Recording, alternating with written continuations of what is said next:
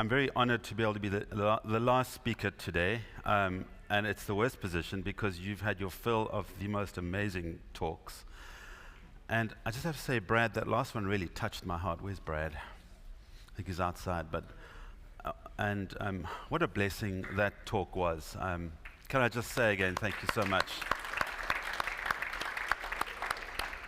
So whatever I say, I'm just going to say, refer to that last talk because it's said better there than any way that I can say it. I'm going to be talking to you a little bit about some trends in global ophthalmology. And I'm just going to start out. God was good. It was Christmas. We have a nice hot Christmas on our side of the planet. And I was about to celebrate 25 years working at this beautiful eye clinic that I just built. Had built through, well, no, I hadn't built, but I got funding from the German government through Christian Blind Mission. All 4 children were serving the Lord. And you know, the big thing we had in Africa was HIV, and I think it was being tamed. And I had one of these moments. Have you ever had one of those moments when you think, I can start coasting now? It's all good. Life done, squared off, we're done. Well, bam, a month later, 3 shocks came. Firstly, the Mission Hospital CEO did a hostile takeover of the eye clinic, decapitated the whole management, including me, sent me off and everybody off, and they took over it and plundered the funds. My son joins a Korean cult, Shincheonji. Anyone wants to know about it? And there was a little virus in Wuhan, all together, and I just knew this is going to be a rocky road. And I just have to say, for those of you who are going to go through a rocky road, maybe you got a bad diagnosis or something has just come up, just listen to me. God is going to hold your hand right through this process. And I've come through that process, and I'm going to share a little bit about it with you as part of the story and as part of what I've got to tell you about global ophthalmology. So let's get into it really deep, have a deep dive, and talk about I want to talk about some models of care for global ophthalmology. What really works, what's not working out there, and what's changed. And we're going to talk about what I've done in Eswatini in Southern Africa, and then what you can do. This is a bit technical, this is WHO stuff, but it's really important for those of you who are doing missions, even for you. Let's go through this quickly. Surgical cataract surgery coverage rate is something which is measured. It's how many people who need surgery versus how many who've had surgery, right? So what do you think that's going to be and it's a measure, by the way, of your cataract access and quality. It tells you, it's a little bit like, for those of you who do public health, what is your pediatric under 5 mortality rate? And you can judge a country's health system by looking at that. And this is an indicator that you can judge a country or a region's maturity and development status as far as ophthalmology services go. Right, an average across LMIC stands for lower middle income countries. This is a survey recently done. The average was 53%, remember that. So in other words, half the people who need, and when I talk about need, I mean they cannot go on with their day without cataract surgery. They are blind from cataract surgery. So they need it. How many of them have had surgery? Only 1 in 2 have been picked out, the lucky ones. And you can see that in the numbers. Remember the number 53%. What do you think it is in the USA? Anyone know? Shout. 98%. Yeah, you've done them all. Okay, we're going to put some bets on 98. Have I got any more over here? Anyone else? Come on. Let's get to that later. First case report. She's had her cataract surgery in Mozambique in 2016, and she's blind as a result of it. She comes in to see us because the other eye has recently had surgery by a visiting team, and she's hand motion. Why? Because that right eye that she's just had surgery on is full of vitreous. They didn't do the vitrectomy. Obviously, they had a PC rupture. There's no lens in there. The cornea is hazy, and the retina is flat, fortunately, on B scan. That is such a typical story, which is what gets us back to that cataract surgery coverage rate. Because think of it, it's got to be effective. So you've got to do what's right. And last time, and thanks very much, Peter, for mentioning, because last time I spoke about monitoring of your outcomes. I've just looked at the outcomes of our outreach to the Kalahari, where we do a remote outreach. And it's something one has to do, even as a mission hospital. You need to build that into your program somehow. So this is really combines those data and sees like, how well did you do? So why do the cataract surgery and they don't get good outcomes? Duh. So let's go through. Those same people, we said it was what, 53%? When you do this, it comes down to, let's see, by the way, there's your answer, 72%. You're not done. This is the latest data, 2017. Only 72% have had surgery and have got an effective outcome. Well, the LMIC, that number from 53 comes down to 36. Why do you think that is? What's happening there? There's a 20% drop. That means that there's bad surgery being done, or poor counting, or there's something wrong in the audit trail, or there's something wrong with the selection. Maybe they're not selecting the right patients. In other words, all of this boils down to training. So it's pointless just doing, we have to train. And we'll get to that a little bit later. That's a world record for me, that number from Guinea-Bissau. But then, of course, no country has yet reached the WHO standard. I think in due time, it's possible that Western countries can get there, but that's 80% where we're aiming. Right, let's turn our attention to Southern Africa. There's a picture of Eswatini. I think ours is one, according to this study, was 34% and trending up. Mozambique is 23 and going down, I think. South Africa is certainly trending down. And of course, let's just go quickly through. For those of you, some of you have been to Eswatini. Can I just see the hands? There's a couple of Dean McGee's. There's some hands here. Thank you so much. It's just beautiful, honestly, and it's traditional. There's a king, and there's some of his warriors. There's a real warriors. These guys will fight for their king. But it hides what's happening underneath in many African countries. And let's go through that. It's economic challenges, which are leading to a whole raft of problems, from the slowdown that we've all seen. National priorities, funds are diverted in different directions. And in fact, the GDP spend on health is actually decreasing, in spite of the Millennial Development Goals, if anyone knows about those. Of course, emerging diseases and poverty and health are just including. So, as a result, we are seeing an economic challenge in the health sector. For example, South Africa, I believe, has frozen all jobs, so there's no more residencies. Elective surgery. I want to just go through something about elective surgery. You all know what elective surgery, I don't need to tell you. Here's an example of what we did recently. Our little eye organization has somehow got involved in this. Can anyone tell me what's wrong with that kid? What's the diagnosis? No? There's an x-ray up there. What did you see, Jean? I'll give you a bit more of a zoom. Blount's disease. So there you go. This child needs an osteotomy to straighten that tibia. And it's not available. But then there's no elective surgery available in the entire country. There's no orthopedic, ENT, except for the ophthalmology guys. We're the only ones that keep going. In many countries, there is no elective surgery. There's no hip. There's no anything going on. You're stuck. And so let's go through some of the reasons why that happens. It's because the whole health structure is facing these challenges. Now, we're going towards ophthalmology, don't worry, we'll get there. But what I wanted to show you is that a whole lot of major issues, including HR and very bad management of what is there, is leading to what we see, which is not fit for service. You know, there's been no infrastructure buildings in some countries since the end of the colonial era. I'll show you a picture just now of a Mozambican hospital, which hasn't changed since 1953. It's absolutely beautiful. I love it. It's got this art, no, 25, I beg your pardon. It's Art Deco. And they keep painting this beautiful Art Deco facade, but that's all they got, but the country has increased by a factor of 10. So let's just talk a little bit about one of the passionate places that I love going to, and that's the Kalahari Desert. And it's in this section it's in 3 countries: Namibia, Botswana, and South Africa.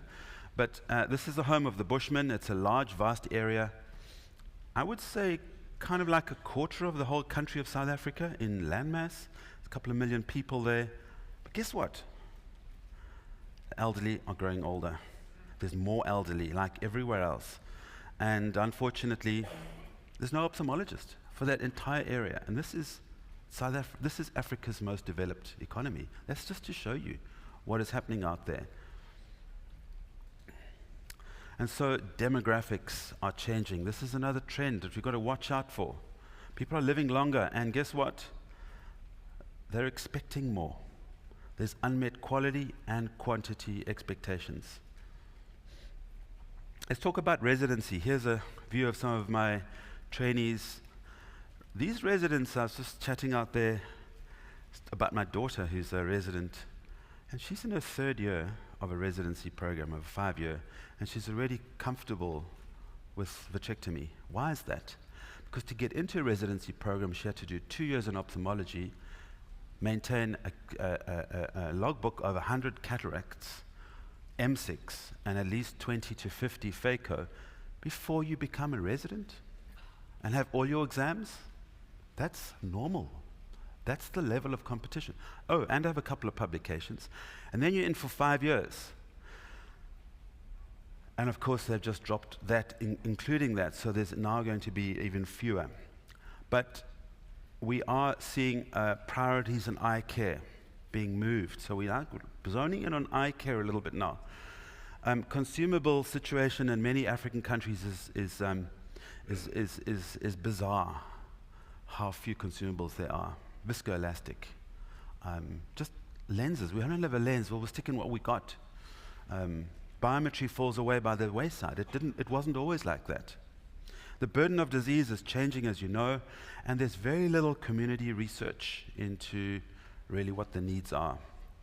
And of course, expectations are always rising and rising. We've spoken about the HR.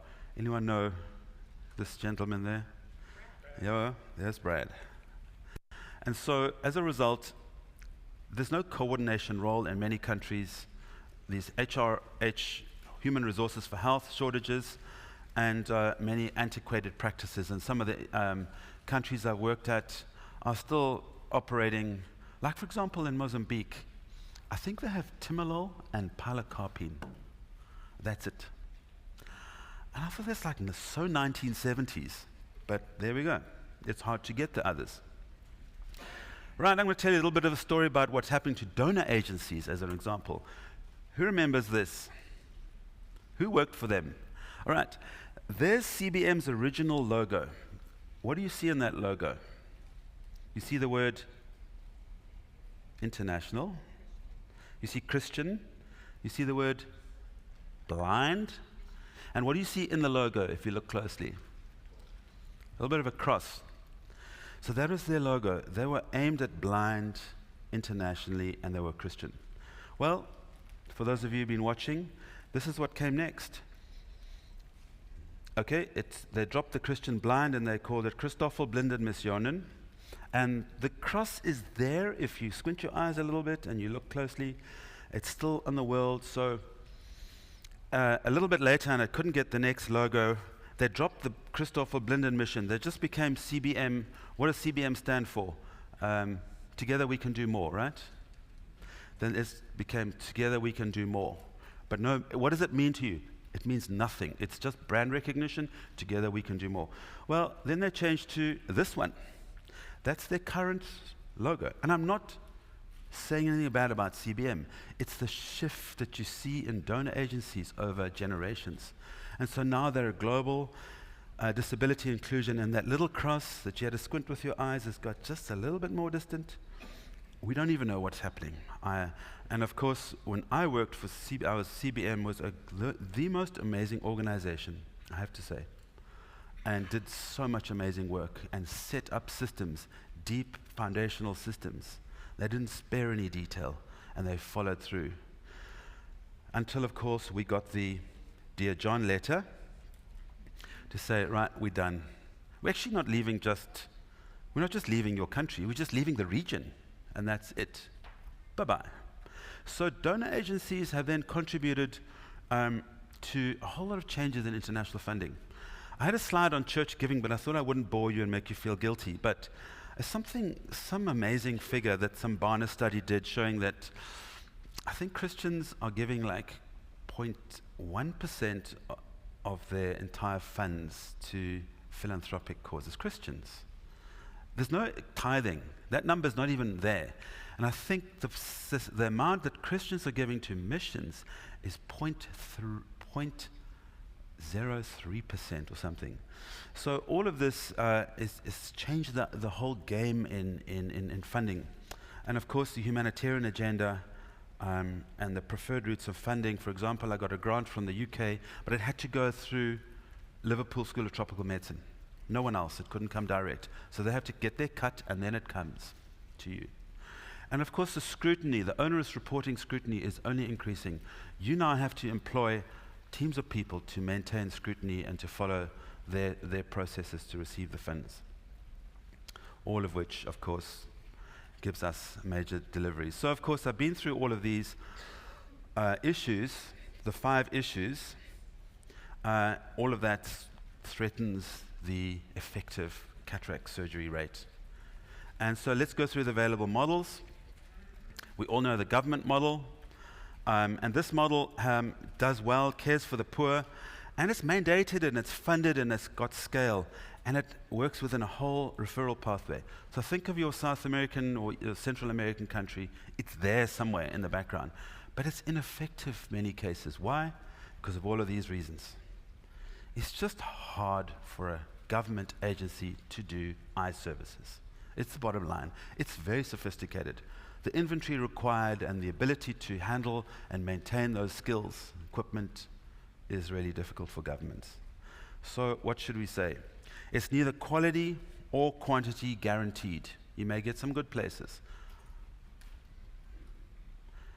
I want a show of hands because it'll be embarrassing, but I want to say how many people have seen a government hospital with everything it needs and their output is like 10 cases a week. Has anyone seen that? All the hands go up. It's depressing. All those resources going in there. And the quality is poor. All right, let's move to the next one. We hear, this is the many private institutions.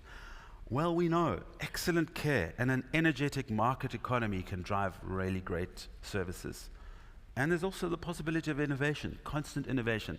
And I have to just thank you so much. I've just drank in all these things that you brought out today and those that spoke about the practice management in particular. I didn't expect that at this year's, and it really, really, really helped me. And so many things that you've said, and you just dropped lines, and they have been such a blessing to me. I just want to thank you for that. However, you know that it's in Africa or southern or developing countries, that private care is only accessible to about 10% of the people, if that. No one's insured. The number in our country is about 12 to 13% of people are insured. The rest are not. Is that social justice? Do we have ethical issues there for over-servicing? And what about rural people? These are all clustered in major cities. So there we go. We got excellent quality but low quantity. Next, there's our little hospital. It's a church hospital. It was built in the 1950s and they've done nothing since. Non-profit and church. Well, values are imparted, and that is brilliant. It looks after the vulnerable, and it's often rural. That's what we want to see in an ophthalmology program. We really need that. However, is sustainability addressed? There's so many competing financial priorities. Part of the reason that I had a hostile takeover is that they needed that money. The only way to get the money was to clear everyone off the top and remove the governance.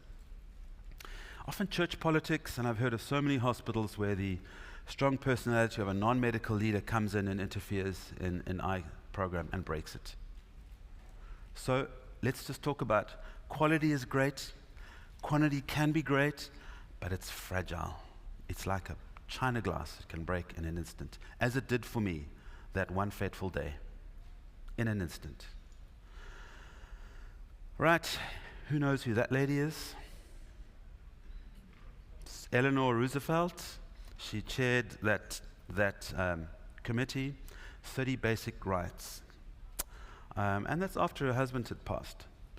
3 of the rights are enshrined in the UN Basic Human Rights, relate to healthcare. There's nothing else into healthcare that I could see in those list of rights. But essentially, it gives people the right to choose. Equality, there's got to be choice if you want freedom. And there's got to be a life, liberty, and personal security. That's where the health fits in. There's got to be choices involved in there. And choices imply options. And options imply a market. And so, if we let choice into the room for our challenges, it looks something like this. Instead of saying, the economy is bad, well, why don't you let the patient decide instead of having a one-size-fits-all approach? Take that for cataract. We heard one of the speeches spoke about LV Prasad, 4 different options. I think we've got 6 different options in Eswatini. For example, the health systems. Well, how about adding competition? Wouldn't that be better if the government hospital had to compete with someone else? And if they didn't compete, well, their jobs are on the line. The demographics.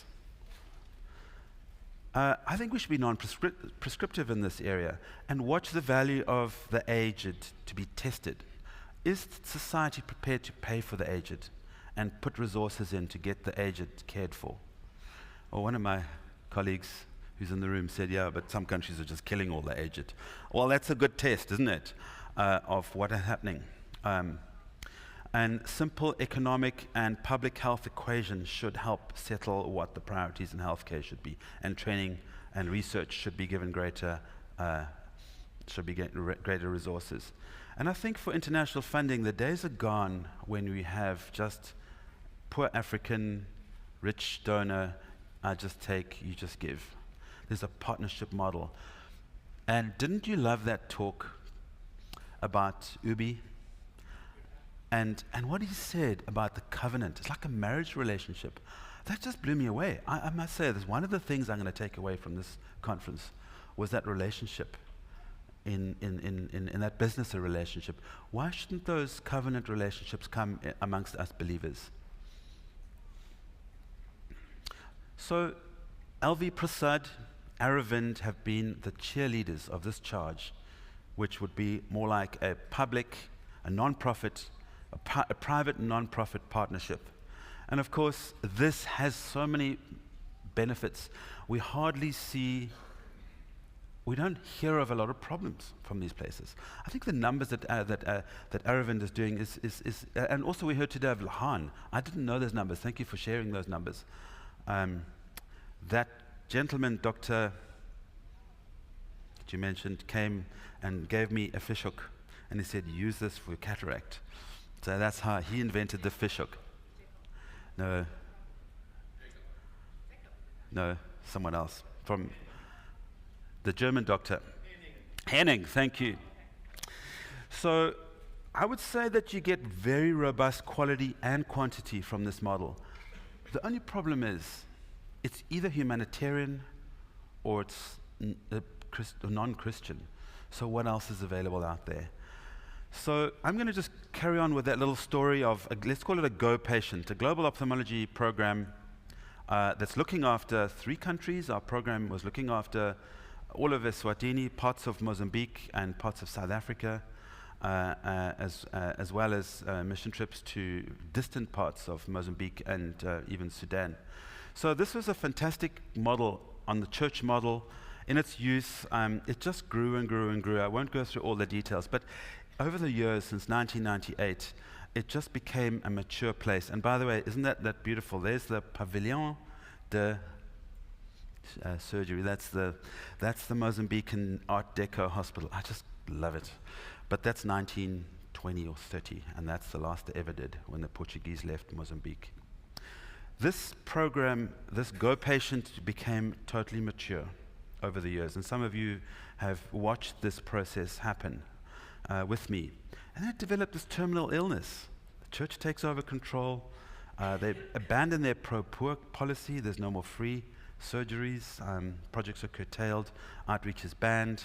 And of course, the cataract surgery rate declines. CBM, in response, withdraws funding, loss of staff, and we can see this patient, this global ophthalmology, is on a terminal decline. So it's at risk, like many programs are delicate. What does the ideal Christian model look like? Well, I think you've got to include a whole lot of features that business can help you with, including good management, metric, research, mentorship. I just got some M's. Methodology, how do you do it? How do you mobilize, and do you have micro enterprises? In other words, is it based in the commercial reality of today? And I believe that a Christ-like servanthood is possible with this, sustainable. That's what I was looking for. And you can stimulate a reproducible, sustainable program that does effective work.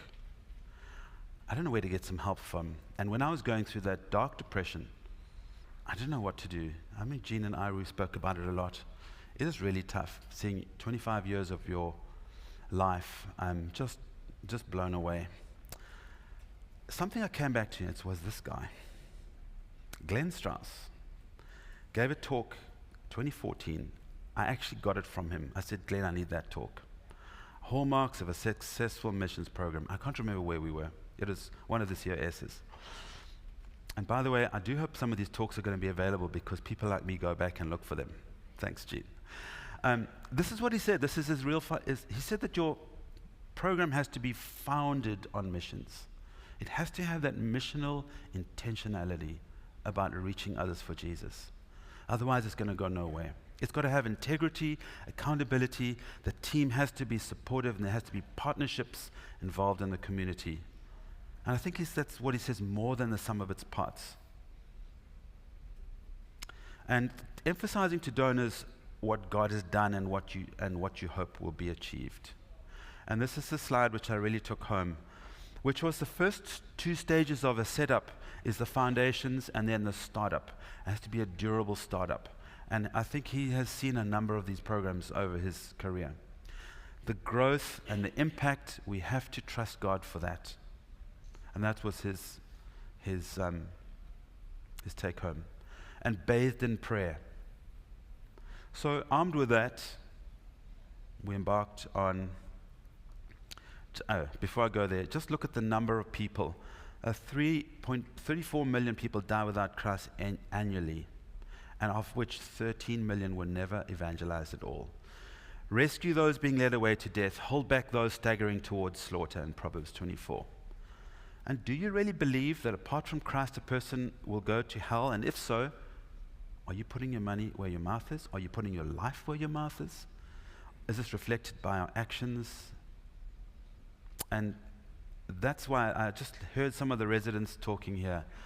And thank you for saying what is so obvious but needs to be said to the older COS. Your lives are exemplary and people are seeing this. And thank you so much for standing up for the young residents when they say for the first time, I didn't know it was possible, and they see it in you. And this is a blessing of COS. So a faith-based model was started, which was missional, it has integrity, and in its roots and was developed in its DNA was training, research, outreach, and was sustainable from the word go. And governance is important. These are some of our governors. These are board of directors. One of them is in the room, and the guy in the middle, that's Trevor Kerr, a few years ago. And senior counsel, Brad is there, assisting one of my residents, and a banker in the middle, believer, and a British retired ophthalmologist who knows and loves the Lord. And this Go patient has been converted to faith in Jesus. Look what's happened in 2 years. And COS has been there for this journey. In 2 years. 2 years ago, COS came to me and said, or a year ago, just over a year ago, we see what you're doing. We'd love to be there for you. You've been selected to be the FAM, foster a missionary. Look what has happened in those 2 years. That's the juice. It's not just money. It's God's blessing. It's prayer. And I just want to thank COS for standing behind me to see how that this has grown in 2 years. And just a quick story about one of the trips to Nuba, which is in Sudan. That's the clinic day. And this little girl here, Amina, picked up a little on my last trip, she picked up a little plastic object in the bush in Sudan, and it blew her hand off. It was one of those Russian butterfly mines which they sow from the air. It's an anti-personnel mine, and the shrapnel has blinded her. And in her eyes, she had impregnated dust and explosives and the casing of this little mine. She'd lost both hands. She'd completely lost her right hand, and her left hand had been. A friend of mine who runs that hospital, someone called Dr. Tom Katina, he's a really interesting and wonderful man, had tried his best on her hand, but I think she had tendons gone and she had a frozen hand, which wasn't useful. But most of all, she had this terrible, well, for her eyes, I should say, it's not most of all, she had corneal opacities and cataracts, both eyes. We were able to take her to theater 3 times, I believe, with basic equipment under ketamine, because the hospital has no electricity and not much oxygen, and if any oxygen, and we were able to do the cataract surgery and debride the cornea. So at least on the next day, at least her mother was smiling, if nobody else was smiling. But I just pray for that little girl. I don't think she's in a position to ever get a corneal graft. I don't know what the retina looks like, but she's in my heart and she's in my thoughts a lot. But she's an example of the unmet need out there. And so back to our partnership model, everything must involve a partnership. That picture on the left signifies a partnership with Mercy Air Switzerland, who have deployed a pilot and a helicopter, which arrived yesterday. I've got some beautiful photographs of this, which is a wonderful story. The helicopter was donated from Colorado, from Mountain Rescue, and was repaired for the last year and a half in Mission Aviation World in Coshocton, Ohio, where they lovingly went through the entire helicopter and retooled it for mission service in Africa, and it arrived yesterday. And this wonderful gentleman is an optometrist, and he's working with OneSight, which is a partnership with Essilor and Luxottica, who have got this foundational outreach to reach the poor with glasses. And so partnerships with like-minded people are so important. So we've created this interesting, and I'll just share with you our little model. In the center there, where all the colors are, is a little engine. Can you imagine? There's a little wheel spinning around. And there's Medical Mission Eswatini, and there's Grace Clinic, and there's OneSight, and there's Mercy Air. And these wheels are turning, and they're managing to a little machine that's working straight away. Within 6 months of inception, this machine is working. It doesn't need a lot of outside help. It's ticking away because of income, patient income, and particular grant income, but not in the old way, which has led to the most amazing opportunities to share Jesus, get subsidized surgery done. Isn't it interesting? Thank you, Brad, for picking out that possibility that in your heart. I had the temptation I had a choice, I had a distinct choice in the road. I could leave that hospital, and I could actually sabotage that hospital if I wanted to. It would be so easy to do that.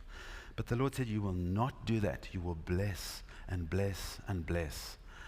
I met with their CEO the other day, and she came to me and she said, Doctor, we just want to say that your organization, remember, less than 2 years old, is the biggest contributor to this hospital outside of government funds. And some of that is from your funds. Because why? We get the benefit. We pay for the poor surgery. If the hospital will not pay for it, we do. And we've raised funds from the FACOs, using the Aravind model, to be able to pay for the free surgeries at that hospital. Training, that's continued. Specialty training for nurses and also ophthalmic technicians. We do a lot of outreaches. We actually include, I don't want to say the word here, like orthopedics and ENT, because I might get shown out the room. But what's wrong with the ophthalmology program that can drive change if it's a child's life is involved, and rehabilitation? And so that little engine in the middle there drives all these programs that you can see.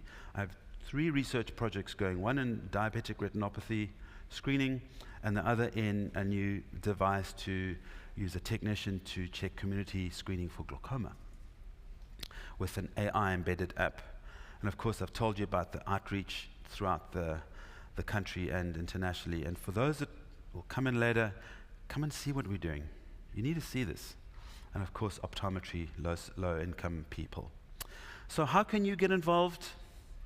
Well, there's the Foster a Missionary Program. And there's our last family that our society sponsored, and there's Wendy and her family, Wendy Hoffman and Eric, with their 3 children.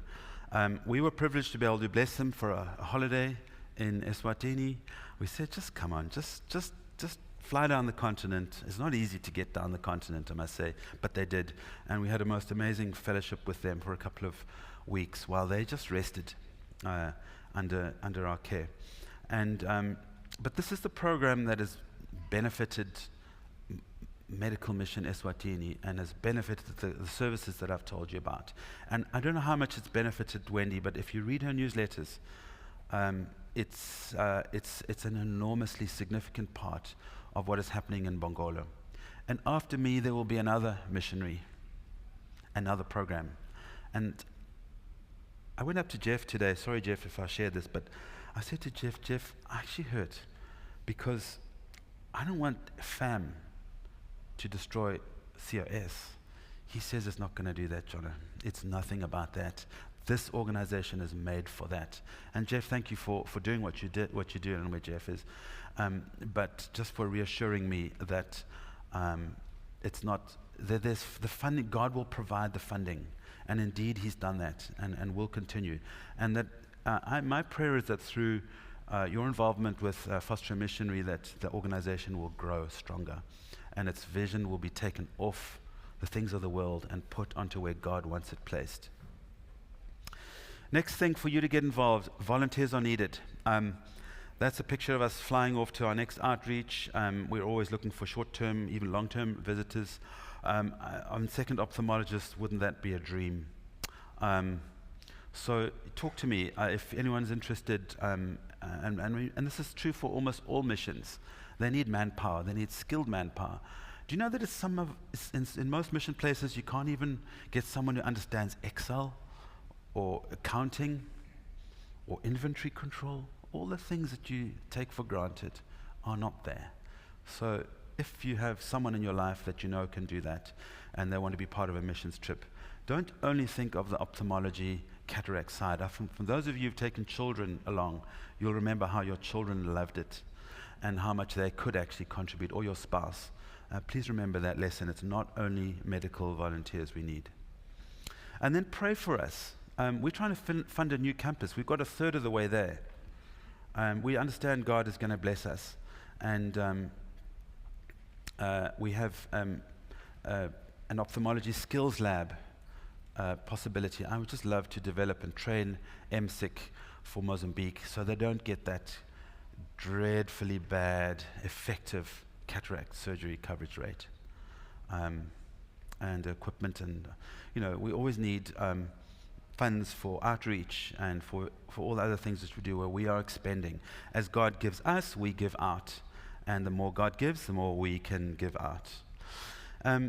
Missions material, for those of you who have sent out, that little truck coming through there is a wonderful story. It's a wonderful testimony.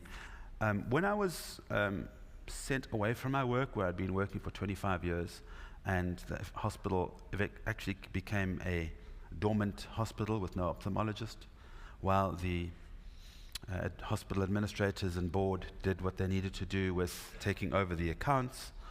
I sat at home and I got really, really depressed. I couldn't sleep, and it was probably one of the darkest times of my life, and it went on for a long time. But out of nowhere came a message from a non-Christian organization in Bern, Switzerland. And they said, by the way, we have some equipment for you. And then I said, do you want it? I said, yes. And they said, well, we've come across another ophthalmologist who's retiring in Zurich, and he said you can take everything. So she went around with the cell phone and she said, there's a slit lamp. Do you want it? I said, yes. There's the phoropter. Do you want it? Yes. There's the doctor's chair. Do you want it? Yes.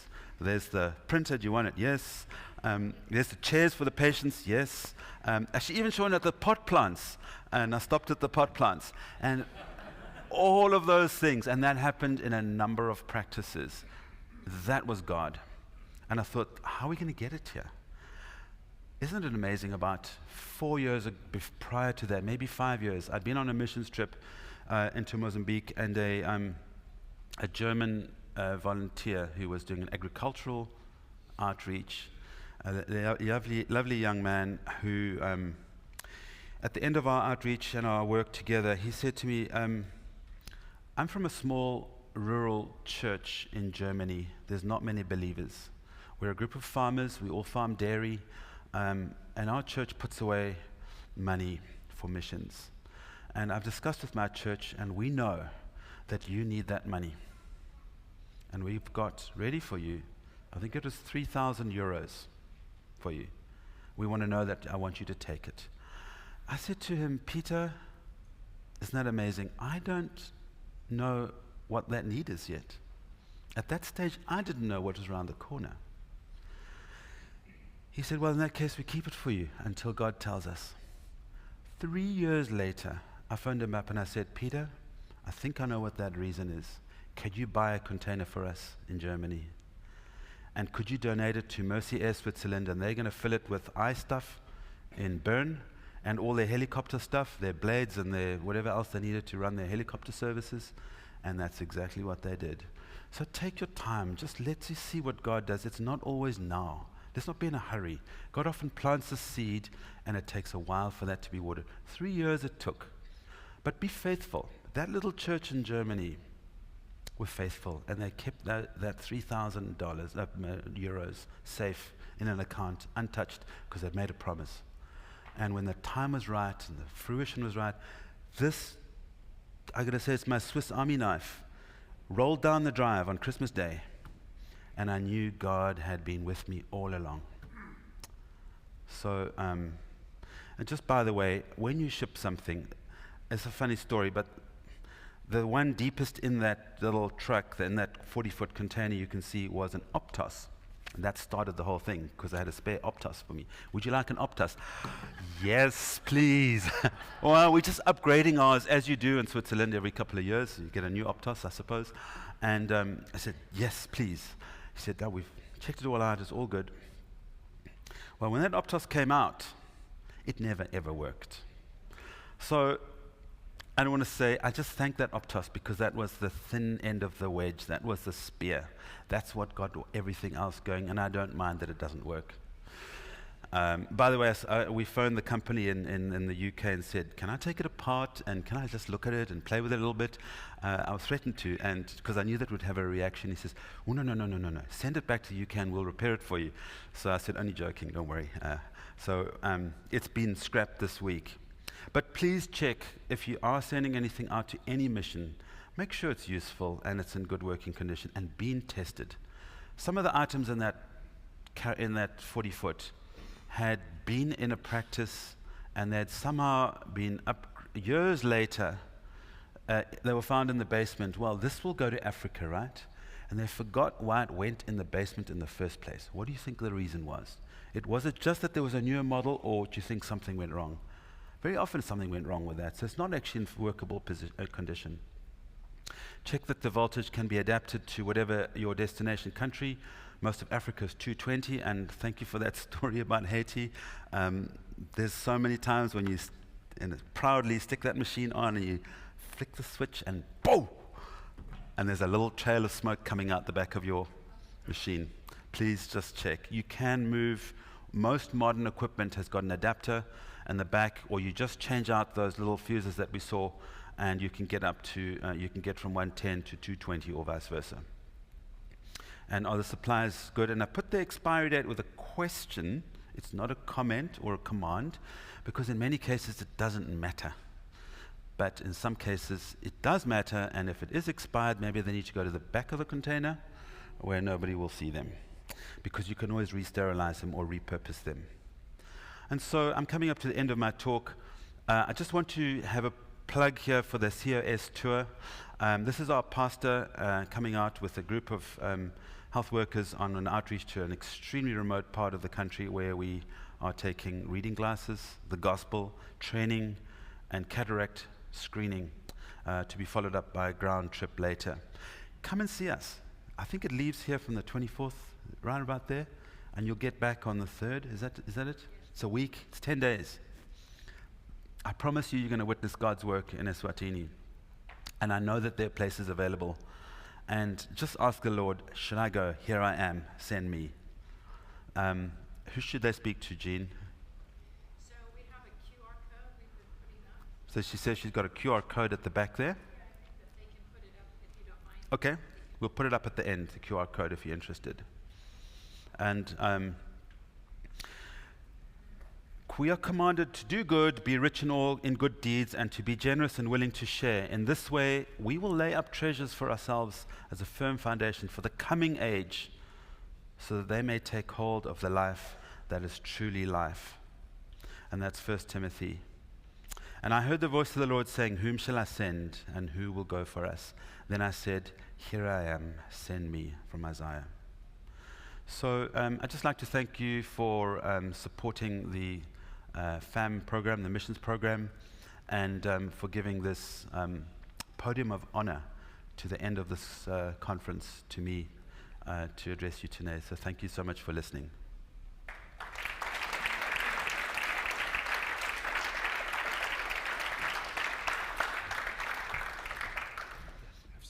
Okay. Ask Jono to have a seat, but don't go too far. Thank you so much. No, have a seat. Have a seat. I gave a talk yesterday. I'm Peter Goodwin. I was asked, I think after Gene asked several people, to see if I could represent the mission segment of COS. And so new to me, but bear with me for just a minute. 2 years ago, I heard Nathan Henson give a talk asking us to participate in the foster missionary program for Wendy, and I was moved by his talk. Of course, he's been a long-term, full-time missionary. I'm not him, but I aspire to be somebody like Nathan Henson. He's a wonderful man. I had 4 things to talk about. Jono just mentioned one. Go see Jono. There's an easy path with friends to go see him this fall. All 4 of my things are time limited, so that's one. It's well laid out. If you miss it, go on your own, but there's a well laid path this fall to go see him. We talked about yesterday goers and senders. You may be able to help Jono in that short period of time that you're there, but I think you will be helped. You will see what going is like. You'll see what Jono's doing. You'll be blessed by that experience. The other 3 have to do with being a sender. All of us in this room can be senders.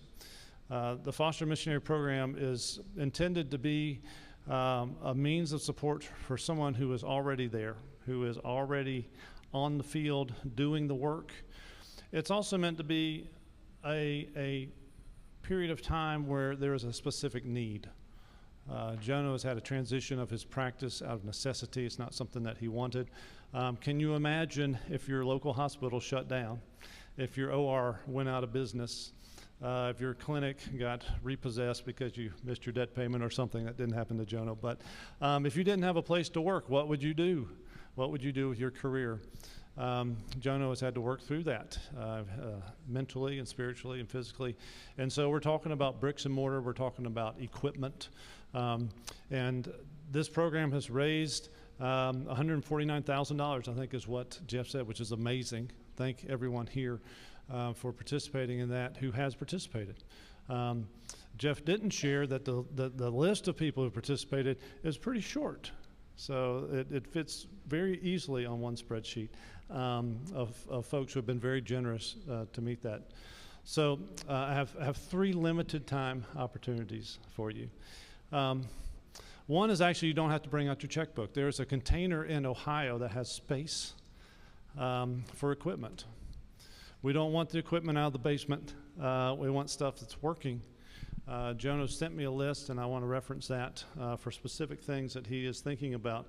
And this will be specific people in this room. If you have something sitting in your practice, maybe you're updating, maybe there's been a practice transition, maybe you have a family member who's retiring, but things like a teaching microscope, argon laser, a slit lamp, SLT laser, corneal topography, OCT, 4-opters, those last forever.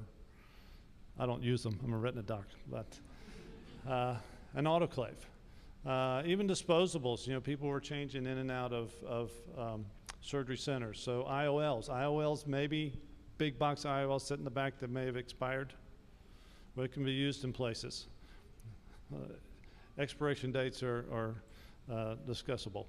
Surgical instruments, just in general, any of your pill packs, just equipment in general, but there is space on this container that leaves in October.